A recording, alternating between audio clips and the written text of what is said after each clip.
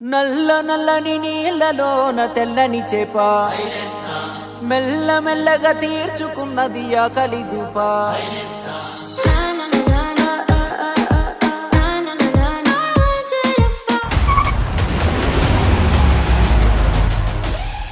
నా రాజ్యం సీతకి ఆ రావణుడు అంటే ఇష్టం లేదు, మా రావుడు అంటేనే ఇష్టం.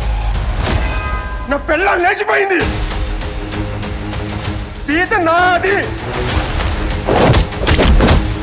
సీతమ్మ లేని గుడి రాముడి గుడే కాదు, గుడిని మూసేయండి.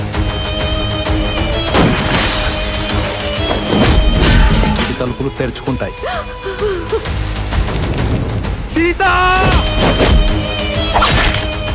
అది నా వల్ల కాదు రాము.